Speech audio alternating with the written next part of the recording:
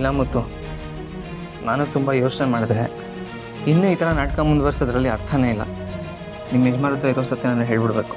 ಅಂದರೆ ಯಜಮಾನ್ ಹತ್ರ ಸತ್ಯ ಹೇಳ್ಬಿಡೋಣ ಅಂತೀರಾ? ಹೌದು, ಸುಬ್ಬು ಹೇಳ್ತಿರೋದು ಕರೆಕ್ಟ್ ಆಗಿದೆ. ಅಂಜಲಿ ಈಗಷ್ಟೇ ಹುಷಾರಾಗ್ತಿದ್ದಾಳೆ. ಅವರಪ್ಪ ಆ ಖುಷಿಯಲ್ಲಿರ್ತಾರೆ. ಅವರಿಗೆ ಈಗ ಸತ್ಯ ಹೇಳಿದ್ರೆ ಅಷ್ಟು ಎಫೆಕ್ಟ್ ಆಗಲ್ಲ ಅನ್ಸುತ್ತೆ. ಹೇಳೋ ರೀತಿಲಿ ಹೇಳಿ ನೋಡೋದು, ಮಿಕ್ಕಿದೆಲ್ಲ ಆಂಜನೇಯ ಹೆಂಗ್ಬಿಟ್ಟಿತ್ತು. ಬನ್ನಿ ಈಗಲೇ ಹೋಗೋಣ. ಅಲ್ಲ, ಈಗಲೇನಾ? ಹೌದು ಮುತ್ತು, ಇನ್ನು ಈ ಥರ ಎಲ್ಲ ಯೋಚನೆ ಮಾಡ್ಕೊಂಡಿದ್ರೆ ಇದು ಮುಂದೆ ಹೋಗ್ತಾನೆ ಇರುತ್ತೆ. ಅಂದ್ಕೊಂಡಾಗ ಹೇಳ್ಬಿಡ್ಬೇಕಷ್ಟೇ. ಸರಿ, ಹಾಗಾದ್ರೆ ದೇವ್ರಲ್ಲಿ ಭಾರ ಹಾಕಿ ಯಜಮಾನ್ ಹತ್ರ ಹೋಗಿ ಸತ್ಯ ಹೇಳ್ಬಿಡೋಣ.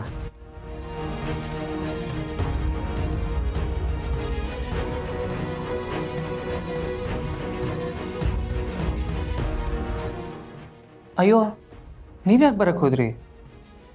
ಅಲ್ಲ, ಏನಾದರೂ ಬೇಕಂದ್ರೆ ರಾಜಪ್ಪ ಅವ್ರನ್ನೋ ಅಥವಾ ಶಾಂತಮ್ಮ ಅವ್ರನ್ನ ಕೂಗಿದ್ರೆ ತಂದ್ಕೊಡ್ತಾ ಇದ್ರಲ್ಲ.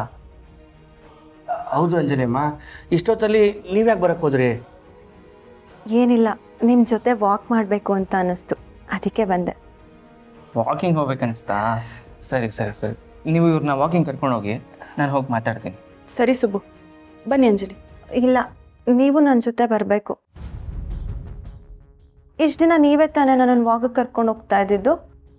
ಅಲ್ಲ ಹೌದು, ಆದರೆ ಅದು ಅಂಜಲಿ ಅಮ್ಮವರು ಆಸೆ ಪಡ್ತಿದ್ದಾರೆ. ಅವ್ರು ಆಸೆ ಪಟ್ಟಾಗ ನಾವು ನೋಡ್ಕೋಬೇಕಲ್ವಾ? ಡಾಕ್ಟ್ರ್ ಹೇಳಿದ್ದಾರೆ ಯಾವುದೇ ರೀತಿ ಆಘಾತ ಆಗಬಾರ್ದು ಅಂತ. ಹಾಗಾಗಿ ನೀವೇ ಅವ್ರನ್ನ ಕರ್ಕೊಂಡೋಗಿ. ಮತ್ತೆ ಮಾತಾಡ್ಬೇಕಲ್ಲ ಅವ್ರ ಹತ್ರ. ಯಜಮಾನ್ ಹತ್ರ ನಾನು ಮಾತಾಡ್ತೀನಿ. ಯಜಮಾನ್ ಹತ್ರ ಮಾತಾಡ್ಬೇಕಾದ್ರೆ ನೀವು ಅಲ್ಲಿ ಇಲ್ದಿರೋದೇ ಒಳ್ಳೇದು. ಹೌದು, ಮುತ್ತು ಹೇಳ್ತಿರೋದ್ರಲ್ಲಿ ಅರ್ಥ ಇದೆ. ನೀವೇನೋ ಮಾತಾಡ್ತಿದ್ದೀರಾ, ನನಗೆ ಹೇಳಲ್ವಾ? ಹೇಳೋಂಥದ್ದೆಲ್ಲ ಏನಲ್ಲ, ವಾಕಿಂಗ್ ಕರ್ಕೊಂಡು ಹೋಗ್ಬೇಕಲ್ವಾ? ಸರಿ ಬನ್ನಿ, ಆಯಿತು. ಅಯ್ಯೋ,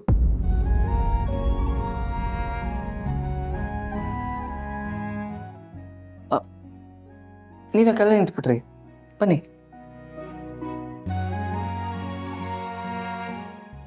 ಯಜಮಾನ್ ಹತ್ರ ಸತ್ಯ ಹೇಳೋ ಜವಾಬ್ದಾರಿ ನಂದು. ಹೇಳ್ಬಿಡೋಣ. ಯಜಮಾನ ನನ್ನ ಸುಟ್ಟಾಗ್ತಿದ್ರೆ ಸಾಕು. ಕಡವಳೆ ಕಾಪಾಡಪ್ಪ.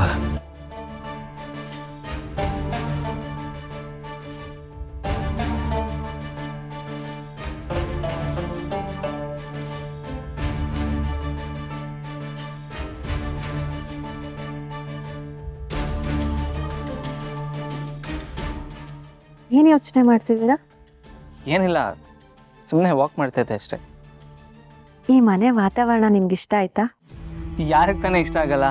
ಇಂಥ ಒಳ್ಳೆ ಮನೆ, ಸುತ್ತಮುತ್ತ ಹಸಿರು, ಒಳ್ಳೆ ಜಾಗ, ಒಳ್ಳೆ ಮನಸ್ಸಿರೋ ಜನ, ಇದನ್ನೆಲ್ಲ ನೋಡ್ತಾ ಇದ್ರೆ ಯಾವಾಗಲೂ ಇಲ್ಲೇ ಇರಬೇಕು ಅಂತ ಅನ್ಸುತ್ತಾ? ಹಾಂ ಹಾಂ, ಇಲ್ಲೇ ಇರಬೇಕು ಅನ್ಸುತ್ತೆ. ಹೌದು, ಸರ್ಗೆ ಇಲ್ಲೇ ಇರಬೇಕು ಅನ್ಸುತ್ತೆ. ಇಲ್ಲಿಂದ ಆಚೆ ಹೋಗಕ್ಕೆ ಮನಸ್ಸೇ ಇಲ್ಲ. ಅಪ್ಪ ನಿಮ್ಮ ಹತ್ರ ಏನಾದರೂ ಮಾತಾಡಿದ್ರಾ? ಇಲ್ವಲ್ಲ, ನನ್ನ ಹತ್ರ ಏನು ಮಾತಾಡಿಲ್ಲ. ನಾನೇ ಆ್ಯಕ್ಚುಲಿ ಅವ್ರ ಹತ್ರ ಮಾತಾಡಬೇಕು ಅಂತ ಹೋಗ್ತಿದ್ದೆ. ಏನು ವಿಷಯ? ಏನೂ ಇಲ್ಲ, ಸುಮ್ಮನೆ ಕೇಳಿದೆ. ಅಪ್ಪ ನಿಮ್ಮ ಹತ್ರ ಒಂದು ಮುಖ್ಯವಾದ ವಿಷಯ ಹೇಳಬೇಕು ಅಂತಿದ್ರು. ಅವ್ರು ಹೇಳಿದ್ಮೇಲೆ ಏನು ಎತ್ತ ಅಂತ ನಿಮಗೆ ಅರ್ಥ ಆಗುತ್ತೆ. ಇದೇನಿದು, ಹೊಸ ವರ್ಷ ಶುರುವಾಗೋಯ್ತಲ್ಲ. ಮೋಸ್ಟ್ಲಿ ನನಗೆ ಥ್ಯಾಂಕ್ಸ್ ಹೇಳ್ತಾರೆ ಅನ್ಸುತ್ತೆ. ಪಾಪ, ಒಳ್ಳೆ ಮನಸ್ಸಿರೋ ಹೆಣ್ಮಗಳು ನೇರವಾಗಿ ನನ್ನ ಹತ್ರ ಹೇಳೋಕ್ಕಾಗದೆ ಅಪ್ಪನ ಹತ್ರ ಥ್ಯಾಂಕ್ಸ್ ಹೇಳಿಸ್ತಾರೆ ಅಂತ ಅನ್ಸುತ್ತೆ.